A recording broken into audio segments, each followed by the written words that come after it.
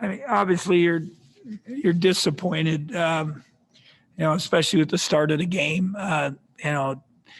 We didn't have the passion, the fight on the defensive end, and they scored 5 of the first 6. We had no answers. We couldn't stop them. I thought we got some, and then on the other end, it's a very complex game.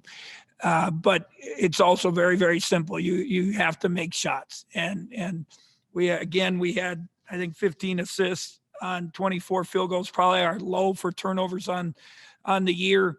A couple costly ones here and there, but we sometimes have good possessions and we just don't make the shots. I thought we picked, credit to our guys. They didn't fight. We picked it up. We talked, it was almost a similar game to us last year here, 10 points at half.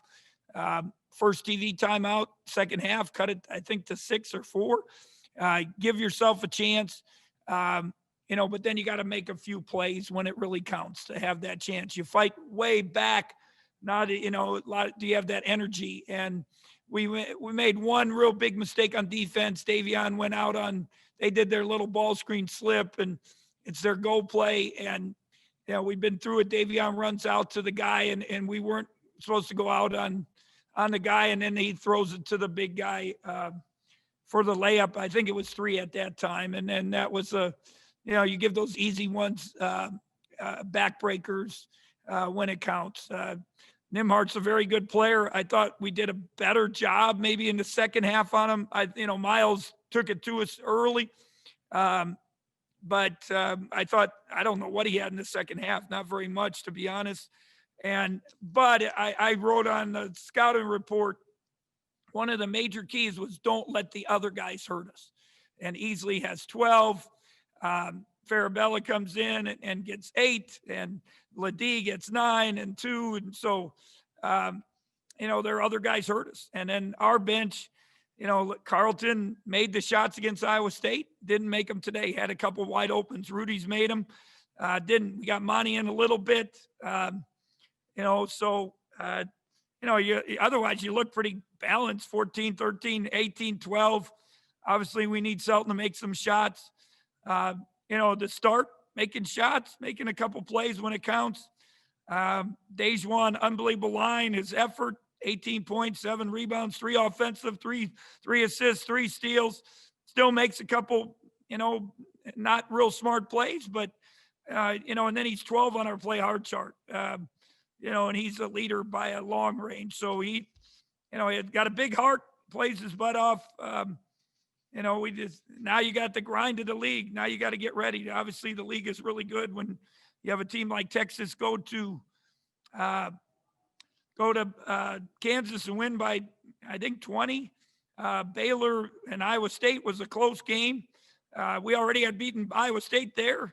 Every game's going to be tough, and we'll see if we can have the maturity and toughness to come back and be ready for the next one.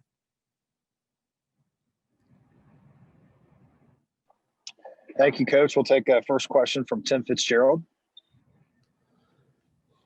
Hey, Coach. Davion Bradford got his kind of welcome to the Big 12 moment this week or today against Samuel. How did he hold up?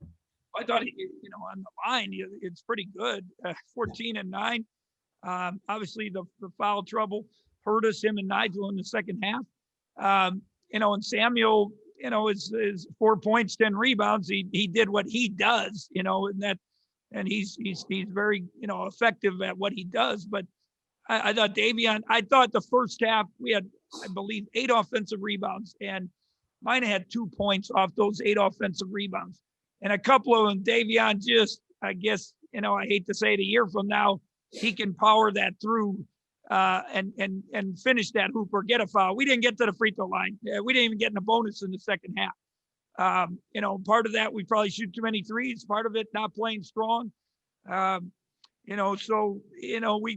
got to finish those. But it's a pretty good line for a freshman. And on the plus minus, he's -1. So when he's in the game, we were doing okay. And you mentioned rebounding. How critical was that they really took advantage of you on the boards? Although the points, second chance points don't add up to much. They just got more possessions out of it. Well, at halftime, they only had 4 offensive rebounds, and we had 8, and they had 4 points, and we only had 2. So I guess they were a little more productive with it, but they hurt us, a few plays in the second half that, the rebounding, a lot of them are defensive rebounds, because we didn't make shots. There's more opportunities. We got more shot attempts, and, we just didn't make as many. And they live off of threes, and they only shoot 13. And at halftime, what was it? They were 2 for 8, but they were 14 from 18 from 2 at halftime. And we weren't physically tough enough to start the game, to fight them, to make them earn points. And we gave them a couple easy ones, 2 or 3 easy ones. I know we got some too, but when you're, it's such a fine line. Those easy ones really make a difference. And Dejuan's shot at the end of the half. What did that do for your team? And the irony being, he's running as he does it, but he actually released the ball with some of his best form I've seen. Well, it's a nice, that Nimhard makes a tough shot. And, to our guys' credit, we just, get it out. And, Dejuan, you get a shot up, it goes in, it gives a little momentum, come out and score right away, start the second half, regain some of that momentum. And, again, Dejuan has a big heart. He cares. He plays hard.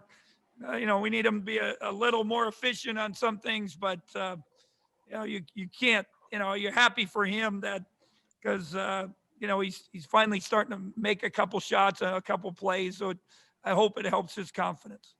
Thanks, Coach. Next question to Kellis Robinette. Hey, Bruce, going into these games, ideally, how many threes would you say you'd like your team to take on a daily basis? I think if we can obviously we haven't shot them well the last 2 games. And even the game before that, we were 9 for 15, but then ended up 11 for 32 or something. So maybe I'm wrong, maybe 12 for 32. But, we got to be a little more patient and, let things come. And I think even at end of shot clocks, drive them, but, I'll have to look back. I don't know. I thought we forced more threes last game than this game. We had 25, probably, you probably want to be around 18 or so to have good balance and hopefully get to the free throw line a little more. And with Davion, are you still seeing the progress daily from him? I mean, it seems like he's getting better every game, but what's your vantage point there? No, I'm really pleased. I told you guys since the beginning that he's been the biggest surprise for me. His guardian, his family, who has also helped coach him, told us, hey, he's going to need some time. And I think we all thought that, but you play 29 minutes and go 14-9 in the Big 12 against one of the better big guys. He's done an excellent job. I really think there's a handful of times where we came off screens and we probably should have thrown it to him a little more, get the ball inside and play off of that. I think we play off of the 3 too much, and we got to be a little more efficient. Thanks, Bruce. Yep. Next question to John Kurtz. Yeah, Bruce, did you guys get basically what you wanted there on that possession where you're down by 3 late in the game with the lob? Yeah, it's actually a play we put in yesterday, and I thought we did it well. They got all screwed up. Mike was downhill, maybe shoot the layup. I don't know. He had made that little runner before. He made the play. I think Davion went to the front of the rim and Mike kind of threw it to the side. And he just, again, a year from now, hopefully that leg is stronger. Those legs are stronger. And he can make that play. So, we said if we can get a 3, we'll take a 3. If we got a 2, we're taking a 2. So we got it to the hoop and, then you play from there. With Montavious, is it going to be pretty touch and go like this, getting him 5 or 6 minutes here or Yeah, there for right now? I told him and his family, my goal was, 8-10 minutes at most. And, this young man that didn't practice for a whole month. He's, since we got back, he's been involved in, 4 or 5 practices and not even the full go. So it's going to take a little time. I hope he is patient. I hope he keeps working. He does know what's going on. But, when you haven't played like that, it's just, and I've said this over and over, and I told him, it's not like riding a bike. Your timing, your rhythm, your endurance, all that stuff, it takes a while. And I hope he just has the patience to deal with that. Thanks, Bruce. Next question to Michael Goins. Yeah, Bruce, TCU starts 5 for 5, shooting the ball. And as you mentioned, 14 of 18 on twos in the first half. Did you feel like guys knew their assignments coming out of the huddle and were aware of? I told Wyatt before the game on the scouting report, what they're going to do.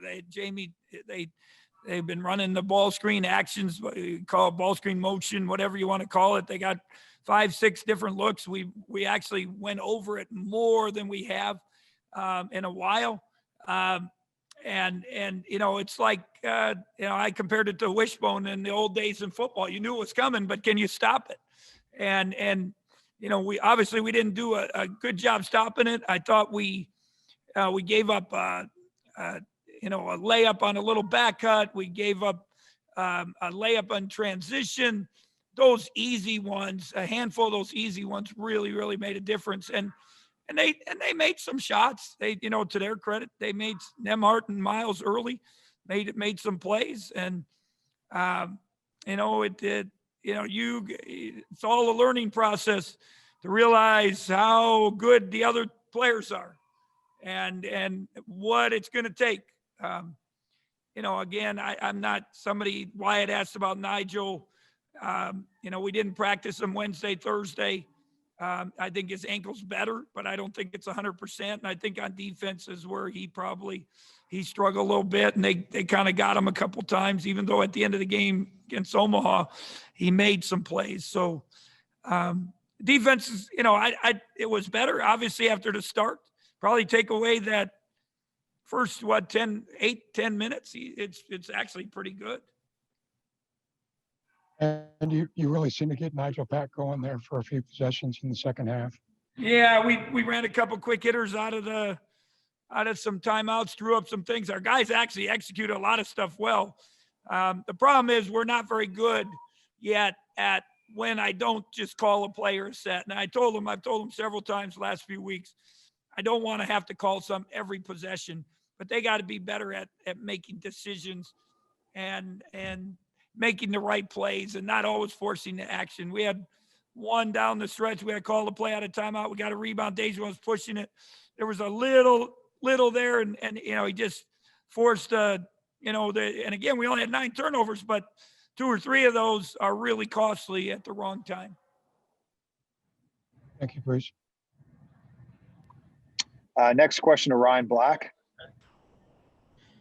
Hey, Bruce, when we talked to Davion, he took the blame on that lob and said that it was on him. It sounds like more that you're saying maybe Mike didn't throw it in the right position. How do you kind of I don't want to say assess blame, but how do you kind of describe how that play unfolded? I think it's, it's just a play. I thought, like I said, normally you're kind of going to the left side of the hoop and Mike's going, Davion went a little bit to the middle and he just doesn't have quite that explosiveness yet to, kind of change his direction or get up in the air. And that's, obviously that play stands out because it's near the end of the game, but there's a lot of other plays that, we could have made or shots we could have made that could have changed the outcome.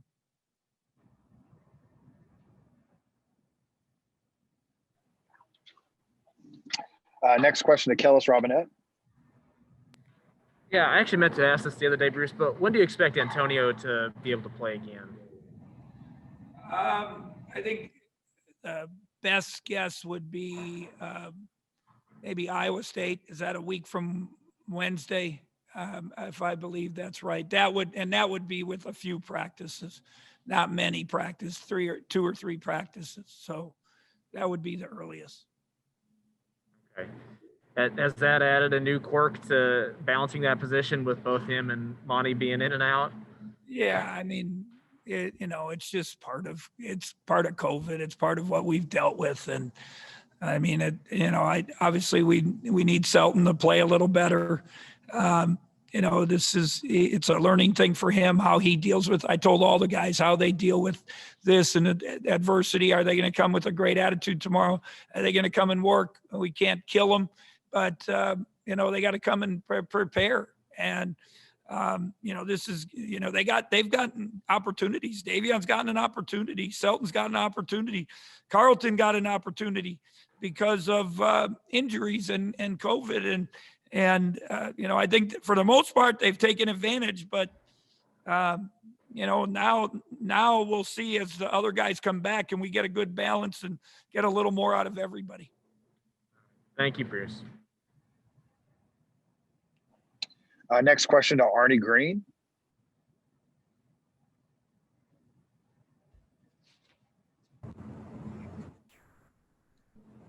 Yeah, Bruce, just wondered if you could talk a little bit about going on the road now to Texas Tech and what you expect I'm from not them. sure what they did today. I don't know if they played yet or not, but Chris has done a good job. A lot like Scott Drew, even though this year I think we have really good freshmen in our league. Both Scott and Chris, I've said they're great GMs. They've been able to find those free agent transfers and piece them into with some of their really talented young guys. He a couple of years ago, he changed his defensive system and took some of Coach Knight's stuff, took some other guys. Scott Drew's kind of taken it and gone with it. They have the athletes and the depth to play that way. Got to give them credit. So, it'll be a tough game. We went to Iowa State and won, and they've gone to Oklahoma and won. Now do we have the maturity to come back? And we're going to have to be a little better if we're going to have a chance.